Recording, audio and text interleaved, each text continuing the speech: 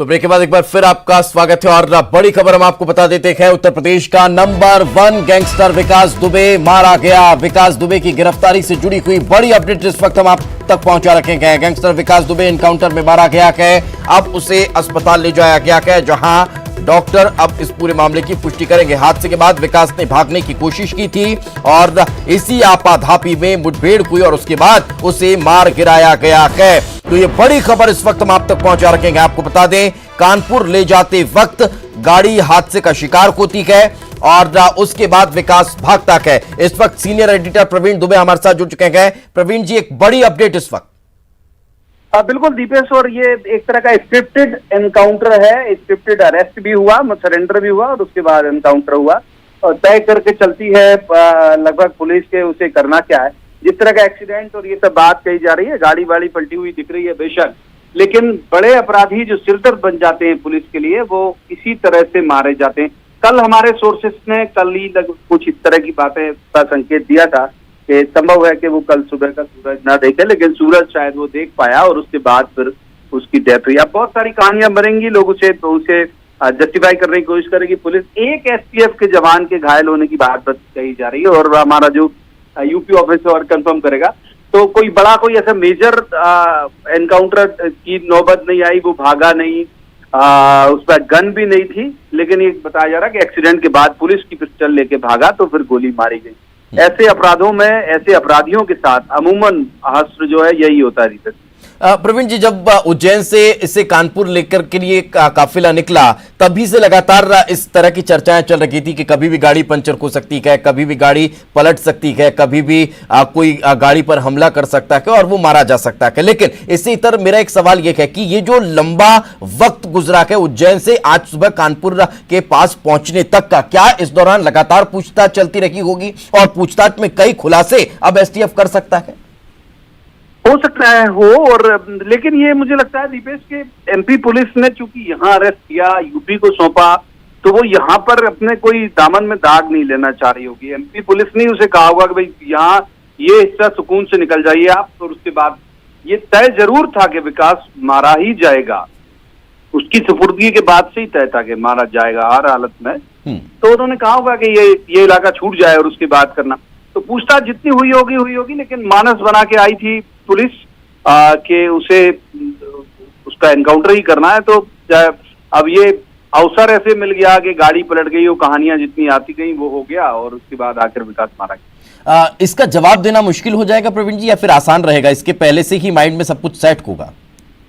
चीजें तय कर लेती है पुलिस ऐसे मसले में। तो सर्कमटेंशियल एविडेंस हम देख रहे हैं, हमारे चैनल पर भी चल रहा है कि भाई गाड़ी पलटी हुई, बाईपास उसका चल रहा है, बारिश होती जा रही है, जो स्थितियां हैं वो दिखा रही है कि हाँ कुछ तो हुआ है और एक्सीडेंट हुआ फिर भागा। तो कहानियां तो बहुत अच्छे से पुलिस बना लेती है। सरेंडर की क्यों नहीं बना पाई, इसमें हैरत है हमको। एमपी में जो सरेंडर हुआ वो ठीक से समझ नहीं आया, लेकिन बाकी तो कहानियां ठीक से बना लेती है और जानते सभी हैं। ये मानवाधिकार भी जानेगा, ये मीडिया भी जानता है, ये विकास के लोग भी जानते होंगे, ये कोर्ट भी जानेगा, लेकिन बहुत सारी जो कार्रवाई है वो डॉक्यूमेंटल प्रूफ, उपलब्ध साक्ष्यों के आधार पर चलती है, लिहाजा कुछ इस पे कहानी बनती नहीं। फिर प्रवीण जी, एक सवाल यहाँ पर ये खड़ा होता है कि क्या ये एक स्क्रिप्ट विकास के दिमाग में भी थी कि अगर वो पब्लिक प्लेस में सरेंडर करेगा, अगर वो पब्लिक प्लेस में गिरफ्तारी देगा तो शायद एनकाउंटर नहीं हो? यही वजह थी कि उसने सॉफ्ट टारगेट करके और महाकाल मंदिर को चुना?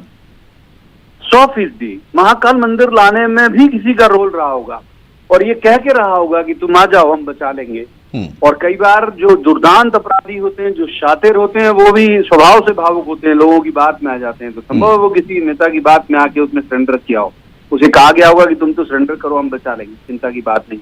अमूमन ऐसा होता भी है, मुंबई में भी जब गैंग वॉर होता है बड़े अंडरवर्ल्ड के बीच में, तो पुलिस इसी तरह का कहती है कि हम बचा लेंगे। लेकिन जब सिरदर्द बन चुका है वो खुद, जब नासूर बन चुका है वो खुद समाज के लिए, पुलिस के लिए, तो कोई चारा उनको दिखता नहीं है। फिर पुलिस को लगता है कि ठीक है एनकाउंटर एकमात्र विकल्प है, कोर्ट में लंबी प्रक्रिया तक कौन उतना लंबा वक्त तक इंतजार करेगा। उत्तर प्रदेश में जिस तरह से इस अब एनकाउंटर की अभी सीरीज को देखा जाए, उस शूटआउट के बाद तो लगभग बड़े बड़े कई अपराधी अब मार गिराए गए हैं, तो इसके बाद एसटीएफ की पुलिस की तारीफ होगी या फिर सवालों के घेरे में कहीं ना कहीं आती नजर आएगी? आजकल अगर आप देखें हैदराबाद वाली घटना को भी और भी जो राज्यों की घटना को जी पब्लिक सपोर्ट कर देती है ऐसे मसले में। पब्लिक भी त्वरित न्याय चाहती है दीपेश। पब्लिक कई बार खुश हो जाती है, हाथ के हाथ न्याय मिलने वाले मसले में पब्लिक खुश हो जाती है। तो अब तारीफ होगी कि आलोचना होगी, ये दोनों अलग अलग मसला है। हो सकता है कि एक बार बोले कि हाँ ठीक किया, एक बार जो है अब इस पे सियासत होगी। अब समाजवादी पार्टी भी आएगी, कांग्रेस भी आएगी, सब सारे लोग सियासत करेंगे कि ये तो तय था, स्क्रिप्टेड था, ऐसा था वैसा था। लंबी सियासत चलेगी, कुछ दिन तक विकास सियासत का मुद्दा रहेगा और उसके बाद फिर यदि कोई नया एजेंडा आ जाएगा तो फिर सब भूल जाएंगे इस मामले में। ये सियासत से इतर प्रक्रियाओं में किस तरह की आगे अब तब्दीली देखने को मिलेगी? दीपेश एक बार आप अपना सवाल दोहराएंगे? सियासत से इतर अब कार्रवाई किस तरह से होगी? अब की जो प्रक्रियाएं हैं, अब उसे अस्पताल ले जाया गया, उसके बाद की अब आगे की प्रक्रियाएं किस तरह की होंगी? प्रक्रिया ये होगी कि यदि उसकी डेथ हो चुकी है, हो गई, तो फिर डॉक्टर रीजन बताएंगे। उसकी कई जगह मल्टीपल इंजुरीज जैसा दिखाया जाएगा, जहां बुलेट लगी होगी वो दिखाया जाएगा कि गोली तो सिर्फ एक लगी है, बाकी तो एक्सीडेंट की इंजुरी है। जो भी मतलब उन्होंने स्क्रिप्ट जिस तरह की होगी या जो भी घटनाक्रम हुआ होगा वो सब बताया जाएगा।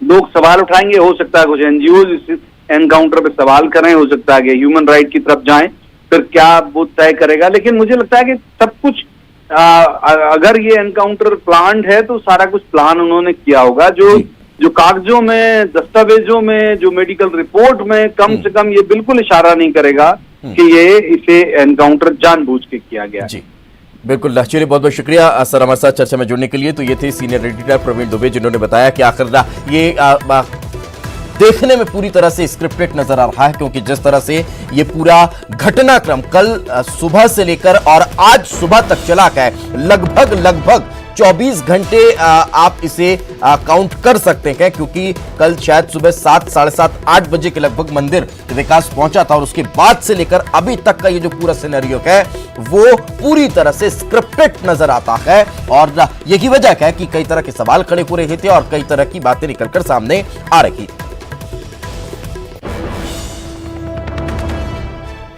गिरफ्तारी कल उज्जैन से हुई थी, नाटकीय रूप से, पूरे नाटकीय रूप से महाकाल मंदिर के अंदर वो बकायदा दर्शन करके निकलता है और उसके बाद उसे पकड़ा जाता है, उसकी गिरफ्तारी होती है। और अब ये तस्वीरें, इस वक्त हॉस्पिटल की तस्वीर इस वक्त हमारे दर्शक देख पा रहे हैं न्यूज 18 पर, जिला हॉस्पिटल की ये तस्वीर जहां पर पुलिस के लोग भी मौजूद हैं, पुलिसकर्मी बड़ी संख्या में मौजूद है और यहीं पर लाया गया विकास दुबे। एनकाउंटर के बाद उसे जब गोली लगी तो यहीं पर, और वो घायल पुलिसकर्मी भी लाए गए जो कि उसके साथ इस वाहन में मौजूद थे और हादसे में उन्हें भी चोट पहुंची थी। विकास दुबे ने गोली चलाने की भी कोशिश की थी, किसी को गोली लगी है नहीं लगी है ये भी थोड़ी देर में तस्वीर साफ हो जाएगी, लेकिन फिलहाल अस्पताल की ये तस्वीर दिखा रहे हैं। हॉस्पिटल के अंदर गहमा-गहमी की स्थिति बनी हुई है, पुलिस के तमाम पुलिसकर्मी यहां पर मौजूद हैं, एसटीएफ के अधिकारी भी यहां पर मौजूद हैं और यहीं पर लाया गया है विकास दुबे को। अभी डॉक्टर्स के मुताबिक एक्सेस ऑफ ब्लड लॉस की वजह से उसकी मौत हुई है, लेकिन आधिकारिक तौर पर कोई बयान अभी सामने नहीं आया है विकास दुबे के एनकाउंटर में मारे जाने को लेकर। चलिए फिलहाल रुकेंगे एक छोटे से ब्रेक के लिए, ब्रेक के बाद जल्द हाजिर होंगे।